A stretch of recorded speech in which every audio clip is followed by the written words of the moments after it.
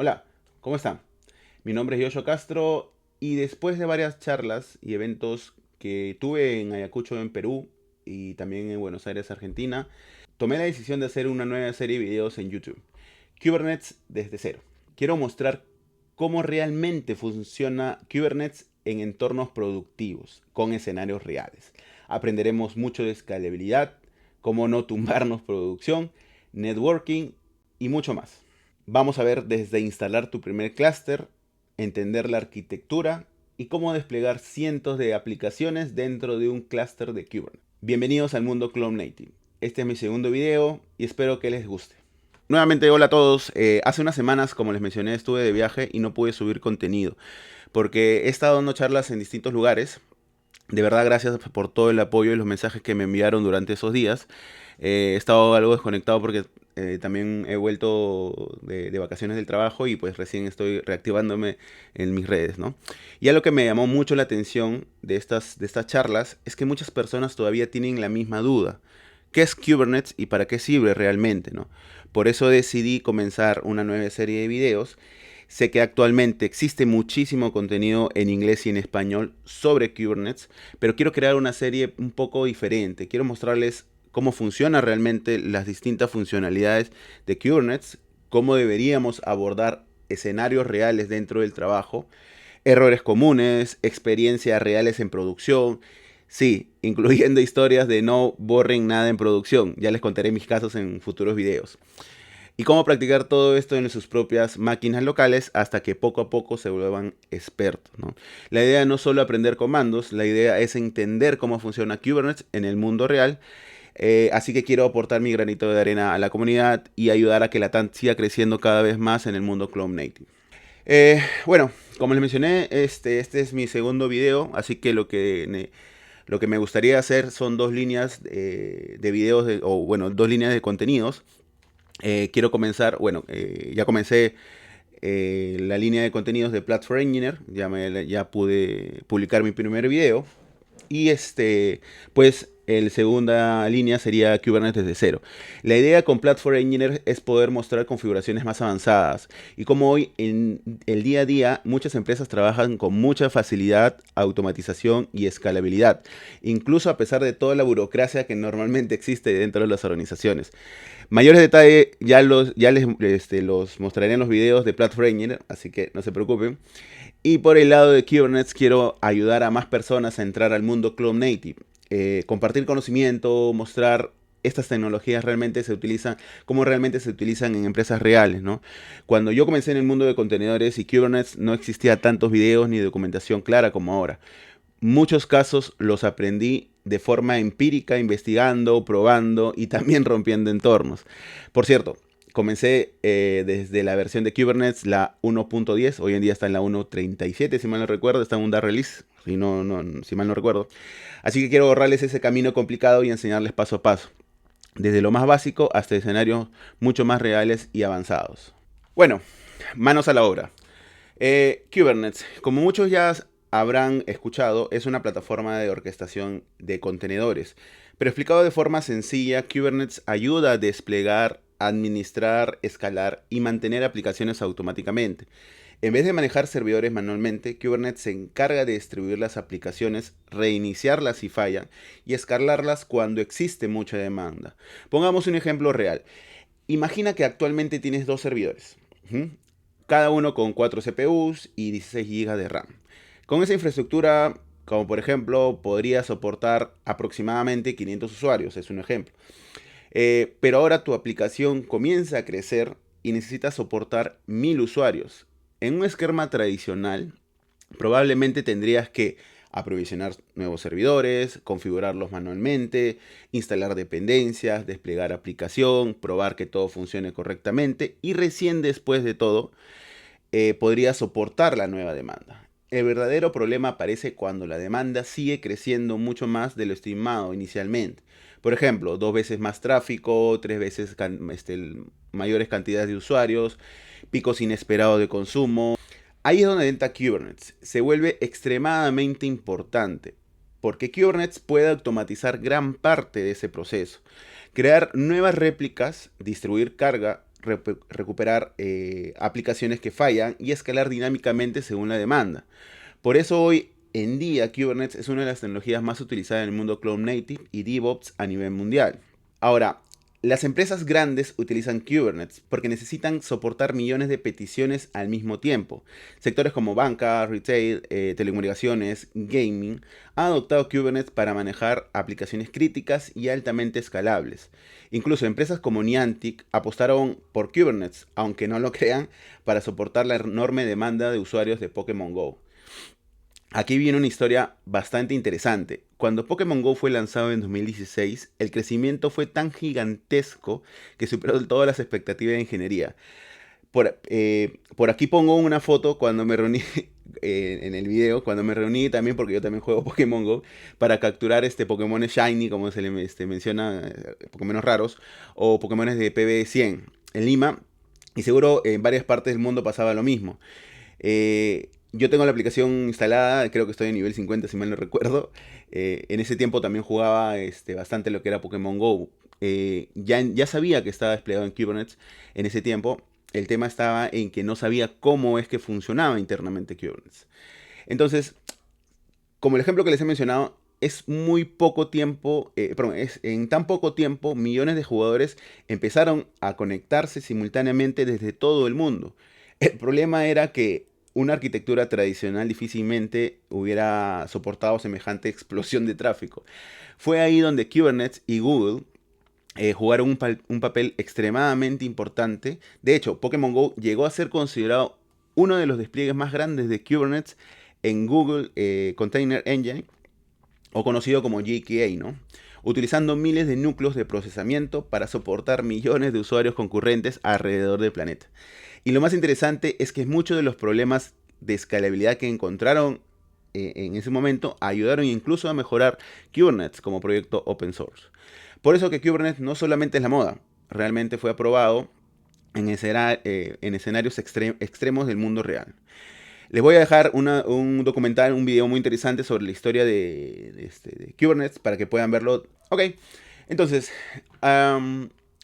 según mi experiencia que yo he podido tener en todos esos años trabajando con Kubernetes, hoy en día cualquier cloud provider puede darte un clúster de Kubernetes en pocos minutos. Muy diferente a mis tiempos, años atrás, que tenías que crear de scratch, ¿no? De cero.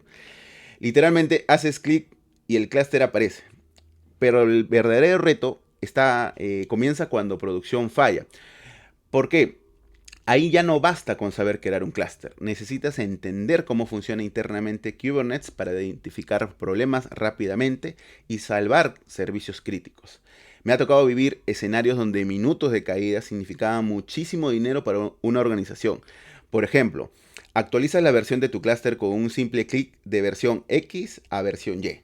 La actualización termina correctamente, revisa los pods y todo aparece en estado running. Todo bien. Entonces tú piensas, salió perfecto, ¿cierto? Pero pocas horas después, en plena noche, empiezan a llegar alertas como problemas de conexión, saturación de servicios, timeout contra base de datos, microservicios que empiezan a degradarse lentamente.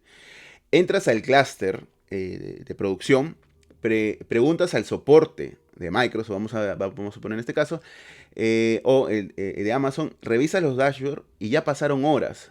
El problema es que justamente la organización está perdiendo mucho dinero en esas horas que espera, ¿no? Y recién descubres que en ese momento, porque actualizaste la versión X a la versión Y, descubres que una librería o componente que venía con esa versión no era totalmente compatible con alguno de tus microservicios. Por ejemplo, algo relacionado con la JVM, pool de conexiones o manejo de hilos, terminó saturando internamente todas las conexiones entre los servicios. Y ahí entiendes algo muy importante. Hacer clic no significa entender que está ocurriendo realmente todo por detrás. Por eso es tan importante conocer la arquitectura y el funcionamiento interno de Kubernetes, porque cuando todo se cae en producción, el problema normalmente no es el cloud provider. El verdadero reto es que tú como ingeniero o como especialista puedas identificar rápidamente qué componente está fallando y cómo solucionarlo.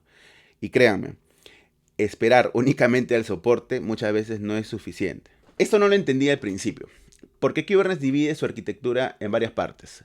¿Por qué existen componentes dedicados y separados de las aplicaciones?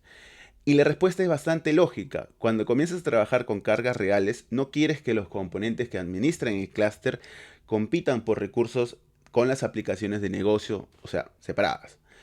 Eh, Porque si todo comparte los mismos recursos sin control, eventualmente se termina saturando el clúster. Y aquí viene algo importante. Escalar no siempre significa pasar de un pod a 100 pods, solo porque aumentó la carga. Si están haciendo eso, por favor, no lo hagan. A veces veo escenarios donde la aplicación empieza a responder lento y la solución mágica es un pod, 5 pods, 20 pods, aumentale a 100 pods y nadie revisa la verdadera causa raíz, ¿no? Tal vez el problema era mala configuración de conexiones, saturación de pools, límites incorrectos a nivel de framework, consultas lentas, queries, problemas de red. Incluso las cosas internas como IP tables, networking o balanceo pueden verse impactadas cuando el crecimiento no está bien controlado. Como todo en la vida, Kubernetes también necesita equilibrio. Claramente hablaremos todo eso en futuros videos. Entonces, la arquitectura de Kubernetes se divide principalmente en dos partes, ¿sí? El control plane, que estamos viendo acá, y los worker nodes, ¿sí? El control plane es el cerebro del clúster. Toma las decisiones, administra el estado del entorno y coordina todo lo que ocurra dentro del Kubernetes. Y los worker nodes son los servidores donde realmente viven y se ejecutan nuestras aplicaciones. Aquí vamos a desglosar el control plane y los worker nodes. Aquí viven los componentes principales que toman decisiones sobre el clúster, ¿sí? Como ven, acá tenemos 5 objetos que nacen o componentes que nacen dentro de los control plane como tal. Y vamos a explicar cada uno a detalle como bien mencioné. Los API Server o los Queue API Server que estamos viendo acá, en el primer punto a la izquierda. Esta es la puerta principal de Kubernetes. Todo se comunica con el API Server. Por ejemplo, los usuarios cuando ejecutan solicitudes para revisar qué aplicaciones o recursos están corriendo dentro del clúster. Las automatizaciones, cuando necesitas desplegar, actualizar o parchar microservicios, namespace y diferentes configuraciones. Incluso kubectl, que es el binario de herramienta que ejecutamos desde la consola para hacer consultas o interactuar con Kubernetes. Básicamente todo pasa por el API Server. El API Server recibe las peticiones, valida la información y coordina la comunicación con los diferentes componentes internos del clúster.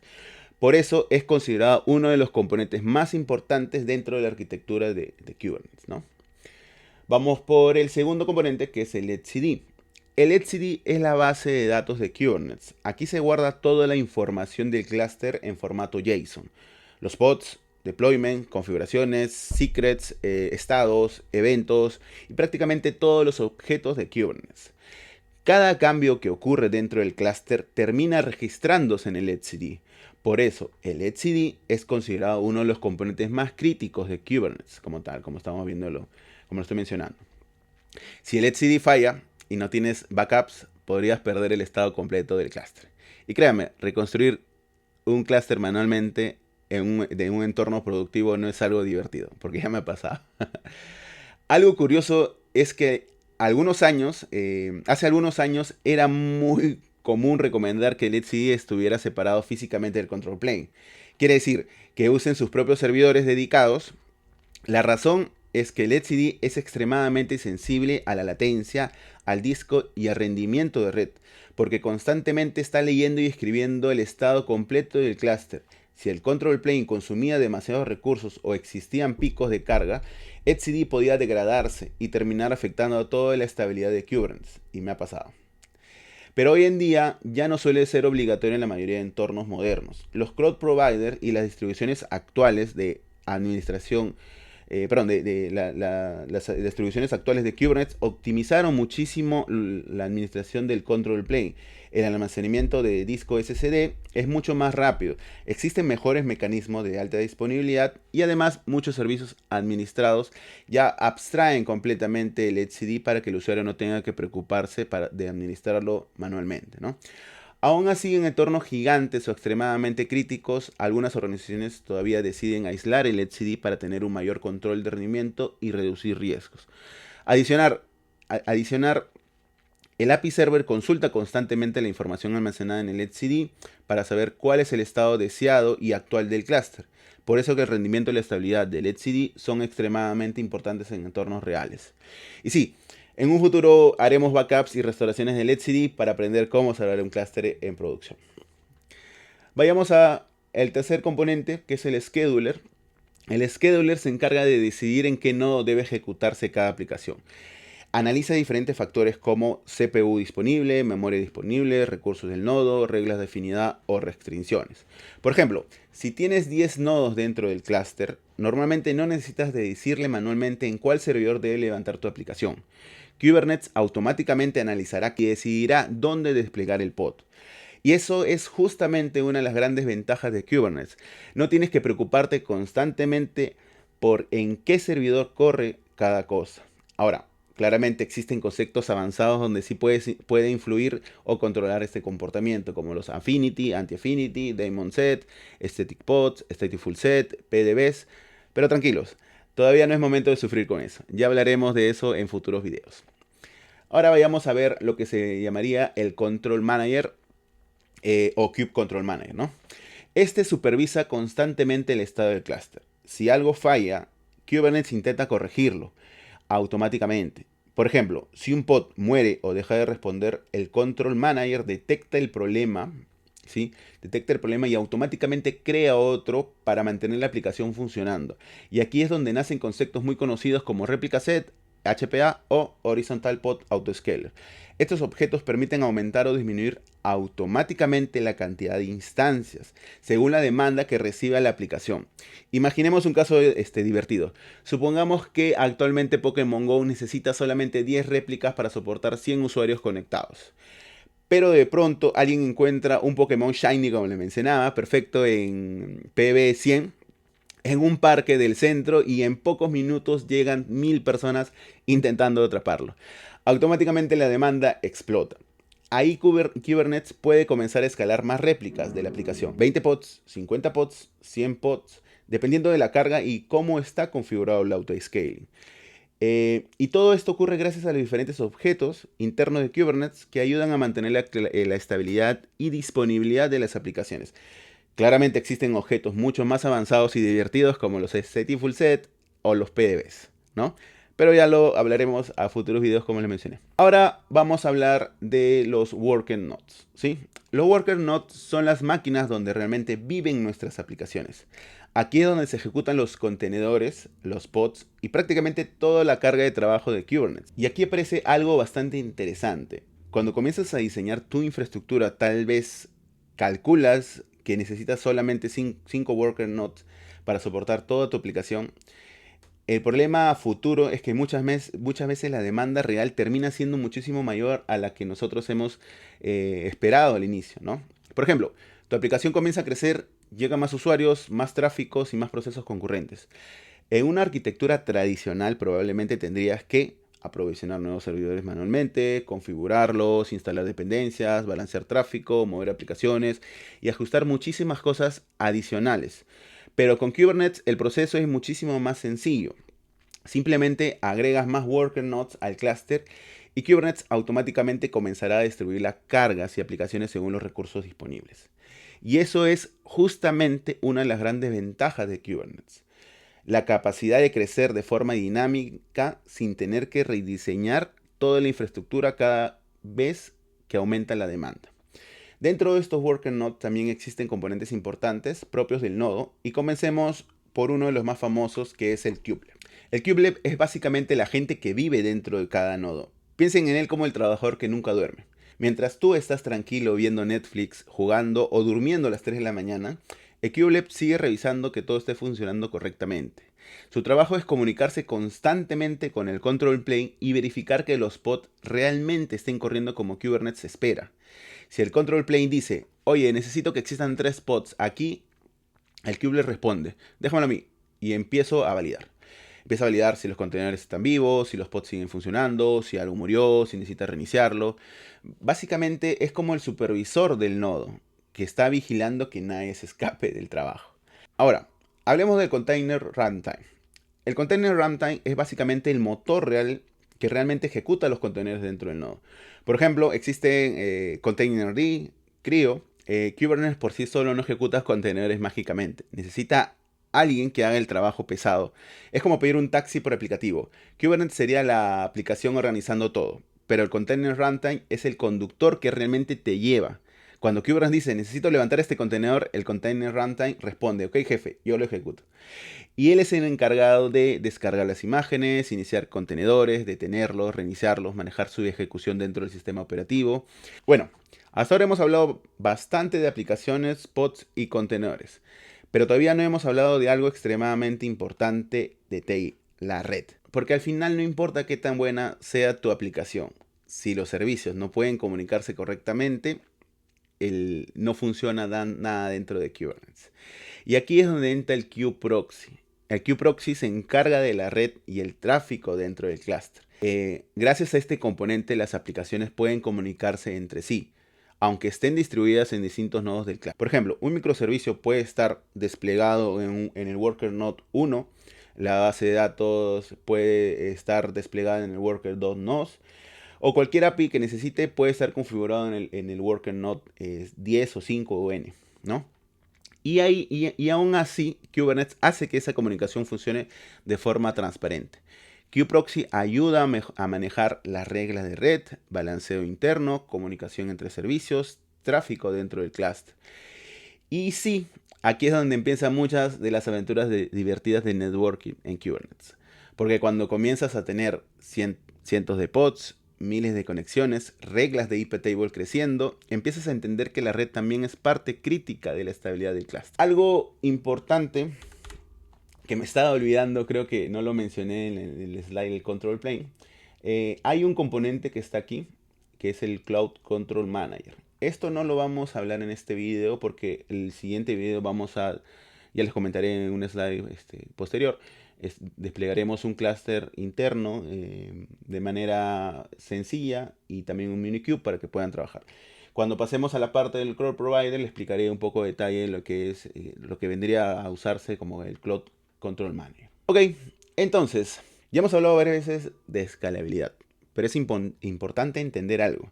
Kubernetes probablemente no sería lo que es hoy sin esa visión que mantuvo desde el principio, porque desde el diseño inicial, Kubernetes fue creado pensando en soportar crecimiento, automatización y grandes cargas de trabajo. Y esa es justamente una de las mayores ventajas de Kubernetes. Incluso en sus primeros años, empresas como Niantic llevaron Kubernetes prácticamente al límite con el lanzamiento de Pokémon Go. La cantidad masiva de usuarios concurrentes y el crecimiento explosivo del tráfico obligaron a escalar infraestructura de formas que muy pocas plataformas habían experimentado en ese momento.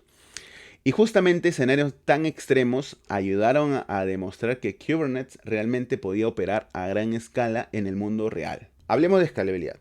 Si una aplicación empieza a recibir demasiadas peticiones, Kubernetes puede crear más réplicas automáticamente para soportar toda la demanda que viene consigo. Y aquí es donde ocurre la magia. Mientras los usuarios simplemente siguen usando la aplicación, por detrás Kubernetes puede estar creando nuevos pods, distribuyendo cargas, moviendo aplicaciones entre nodos, agregando capacidad automáticamente. Todo esto ayuda a soportar altas cargas sin afectar la experiencia de los usuarios. Y algo muy interesante es que Kelsey Hightower, quien fue una de las personas más influyentes en la educación y adopción de Kubernetes a nivel mundial, siempre transmitía una idea bastante poderosa. Kubernetes no fue creado solamente para ejecutar contenedores, sino para construir plataformas resilientes, capaces de adaptarse y recuperarse y escalar automáticamente frente a cambios o fallos. Y honestamente, gran parte de la comunidad aprendió Kubernetes gracias a la manera en que Kelsey explicaba conceptos extremadamente complejos de una forma simple, práctica, cercana. Y muchos de los que hoy trabajamos con Kubernetes crecimos viendo sus demos, charlas y laboratorios reales. De hecho, una de las frases más conocidas que ayudó a popularizar fue: los data centers deben comportarse como una sola computadora. Y cuando entiendes esa filosofía, comienzas a ver a Kubernetes de una forma totalmente distinta. Por eso que hoy Kubernetes es tan utilizado en plataformas modernas, porque las empresas ya no pueden darse el lujo de decir la aplicación se cayó porque llegaron demasiados usuarios. Aunque claramente Kubernetes no resuelve mágicamente todos los problemas del mundo, pero sí ayuda muchísimo a construir plataformas más resilientes, automatizadas y preparadas para crecer. En esta serie iremos paso a paso. Veremos arquitectura, pods, deployment, service y todos los objetos que estamos viendo acá arriba. Ejemplos reales de producción también, porque más se aprende trabajando, y estos casos o estas experiencias que yo he podido tener los quiero compartir con todos ustedes.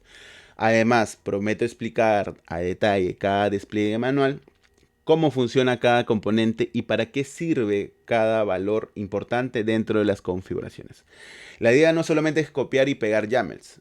Quiero que realmente entiendan qué está ocurriendo detrás de Kubernetes para que puedan aplicar ese conocimiento en entornos reales.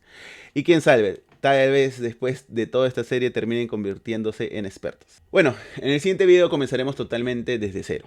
Vamos a instalar Minikube, vamos a crear nuestro primer clúster, todo es Crash. No vamos a tocar todavía nada en un clúster en la nube, eso lo veremos en futuros videos. Vamos a desplegar aplicaciones simples. Vamos a entender los objetos básicos de Kubernetes y todo esto de forma gratuita. Y prometo no cobrarles ninguna suscripción. Además, no solamente será teoría. Me gusta más a mí romper las cosas en la consola que hablarlo. Pero siempre el video introductorio es necesario para repasar todos los conceptos básicos de lo que vamos a hablar en este caso. Así que, nada, si quieres aprender Kubernetes desde cero y entender cómo funciona realmente en entornos reales, bienvenido. Porque esta serie recién comienza. Aquí no solamente veremos teoría bonita o el típico haz clic aquí y todo funciona. La idea es entender qué está pasando detrás de cada componente, cada pod, cada red y cada decisión dentro del clúster. Porque en producción, cuando todo empieza a fallar a las 3 de la mañana, el clic mágico no te va a salvar. Lo que realmente marca la diferencia es entender la tecnología que mantiene funcionando las aplicaciones críticas para millones de usuarios en el mundo real. Así que, si no quieres sufrir viendo YAMLs, errores raros a las 3 de la mañana y logs infinitos de Kubernetes, todavía estás a tiempo de escapar. Nos vemos.